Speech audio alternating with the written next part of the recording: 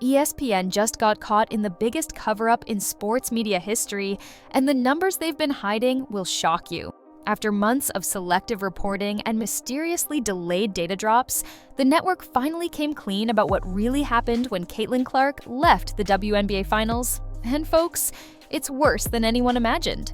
The official 2025 WNBA Finals ratings are out, and they don't just expose a weak postseason, they expose an entire media narrative collapsing in real time. Think about this for a second. The so-called worldwide leader in sports has been playing games with viewership numbers all season long. They'd brag about growth by comparing this year to 2023, conveniently skipping over Caitlin Clark's record-breaking 2024 season. They'd release ratings for Game 1, but go silent on Game 2. They'd post NBA TV viewership, but quietly hide ABC's lower numbers. It was a shell game, and anyone paying attention could see it. But now with the finals over and the excuses running out, ESPN can't hide behind half-truths anymore. If you think this is shocking, hit that like button and let me know in the comments if you think ESPN will finally embrace Caitlin Clark, or if this is just another media spin. But that wasn't the whole story. Here's where it gets really interesting. Nielsen upgraded their tracking system this year, adding every possible advantage. Smart TVs, set-top boxes, even out-of-home viewing in bars and hotels. All of it designed to capture more viewers than ever before. So this year's numbers should have looked historic, but even with the deck completely stacked in their favor, the 2025 finals couldn't beat 2024. Not even close. And when you dig into the actual data, the truth becomes even more damning. The 2025 WNBA Finals averaged 1.5 million viewers across ESPN and ABC. That's second most watched on ESPN, behind only 2024's 1.6 million. But here's the kicker that ESPN doesn't want you to know. That 5% bump they're bragging about is actually a massive failure when you look under the hood. Last year's postseason was tracked under the old system. This year's included millions of new devices, bar TVs, hotel streams, viewers that weren't even measured before. So if you adjusted for the new system, the finals didn't grow, they collapsed. The audience shrank by at least 20 to 25%. But ESPN can technically say, hey, it's up 5% because they literally rewrote the math. What happened next would shock everyone. Game 1 of the 2025 finals opened with 1.9 million viewers. Not bad, right? But then, reality hit like a freight train. Game 2 dropped to 1.2 million, Game 3 barely climbed to 1.3. The closeout Game 4 finished with 1.44 million. Those aren't championship numbers, that's audience fatigue. Fans tuned in once, realized Clark wasn't there, and immediately checked out. Compare that to last year, when Clark's rookie season drove the complete opposite trend. The 2024 series gained viewers every single game. Game 1 started with 1.1 million. Game 2 jumped to 1.34. Game 3 hit 1.4. Game 4 soared to 1.7. And Game 5, a stunning 2.2 million viewers with a peak of 3.3 million. That's not hype, that's growth in real time. People told their friends. Casual fans became loyal watchers. The series turned into a cultural event. But here's where the story takes an even darker turn. The WNBA just ran the most expensive natural experiment in sports history, and the data doesn't lie. This season had everything the league claimed fans wanted. Parity, stars, competition, A'ja Wilson, the reigning MVP, Diana Taurasi, one of the most decorated veterans alive. The Las Vegas Aces chasing a dynasty. ESPN hyped it as proof that the league was more than one player. But when the lights came on, nobody cared. And now with Caitlin Clark dealing with injury concerns heading into 2026, the league faces an even more terrifying question. What happens when your biggest draw can't even play consistently? The frustration is boiling over now because everyone sees what happened. Those percentage jumps from 2024 tell the full story. Game 1 viewership jumped 57% from the year before.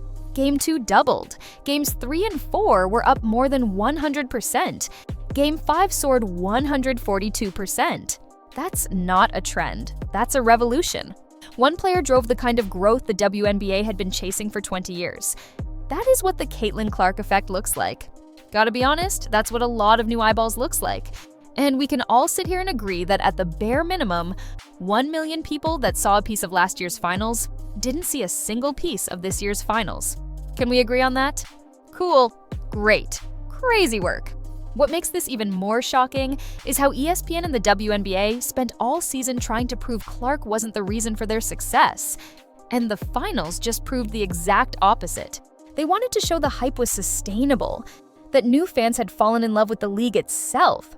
Instead, they exposed that those fans fell in love with her. This wasn't a gentle decline, it was a nosedive. The audience didn't drift away slowly, they left immediately. Game 1 curiosity turned into Game 2 apathy. The newcomers who discovered the WNBA last year weren't loyal to the logo. They were loyal to Caitlin Clark, but that's not even the worst part. Think about what this means for the league moving forward. The so-called worldwide leader in sports has turned into a PR arm for the league, sitting in closed-door meetings, massaging their own ratings before releasing them to the public. No independent verification, no raw data from analysts, just ESPN in a boardroom trying to spin a 5% increase that only exists because they changed the way they count. Last year, they put it all out. This year, very selective on the certain numbers that they made available to the public. We have to wait for ESPN to report it now. We have to wait for these networks to report it now. They don't give it to sports media anymore. They don't give it to TV ratings guy. They don't give it to any of these other programs anymore. Now they just going to keep it close to the vest, sit behind the scenes, fluff up their numbers as much as they can, and then finally release something. The revelation gets even more damning when you consider what's happening with the Indiana Fever right now. With Caitlin Clark nursing injuries and Sophie Cunningham emerging as a fan favorite, the team that single-handedly saved WNBA ratings is facing its own crisis. The Fever's viewership numbers when Clark doesn't play tell the whole story. Regular season games without her averaged less than half the viewers of games where she suited up. And now heading into 2026, with uncertainty around her health, the league is panicking behind closed doors. Even Sports Media Watch dropped the hammer, warning everyone that the 5% increase is meaningless because the 2025 data is juiced with new metrics. It's like comparing a video shot in 4K to 1 in standard definition and saying, see brighter colors. The truth is brutal but undeniable. Going from the maximum number of games last year to the minimum this year, the WNBA Finals was unsurprisingly less of a draw. The 4-game Aces Mercury WNBA Finals averaged 1.5 million viewers, trailing only last year's 5-game Liberty Link series as the most-watched final since 2000. And remember, the WNBA expanded from best of 5 to best of 7 this year, giving them more opportunities to capture viewers, and they still failed. Here's what nobody's talking about, though. The league's desperation is showing in other ways, too. Ticket prices for 2026 season packages are being slashed across multiple teams. Sponsorship deals that were supposed to be announced have gone mysteriously quiet. The expansion plans that were all but guaranteed 6 months ago, suddenly on hold. The WNBA bet everything on proving they didn't need Caitlin Clark, and they lost spectacularly. The comparison is beyond brutal. With every advantage imaginable, expanded Nielsen tracking, smart TV data, set-top box reporting, and full national coverage, they still couldn't outdraw Caitlin Clark's 2024 numbers. These aren't people who didn't know the finals were on. ESPN marketed them relentlessly. They just weren't interested in a product missing the one person who made it worth watching. It's a brutal truth, but it's undeniable. Fans don't tune in for balance or team parity. They tune in for Caitlin Clark. She's the storyline. She's the reason record sponsors showed up. She's why casual sports fans suddenly cared about women's basketball. And that's what ESPN, Kathy Engelbert, and Aja Wilson don't want to admit. They tried to sell a story that the league was thriving beyond Clark. They mocked the idea that one player could define an entire sport. But the numbers tell a different story. The second Clark was gone from the finals, the audience vanished. Now the WNBA is facing a terrifying question. If your MVP, your super team, and your national TV deal can't keep fans watching, what happens when Caitlin Clark leaves permanently? Because right now, the only person keeping the lights on isn't even playing consistently. The desperation is real and it's showing everywhere. ESPN finally admitted what they've been hiding all season.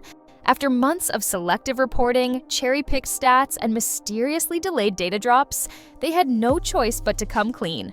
The official numbers are out, and they paint a picture of a league in crisis. This isn't just about ratings anymore. This is about survival. The WNBA without Caitlin Clark isn't just less popular, it's becoming irrelevant. And everyone from the commissioner's office to the broadcast booth knows it.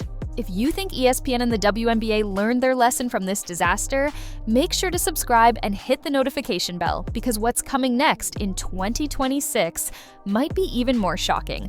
Drop a comment below and let me know.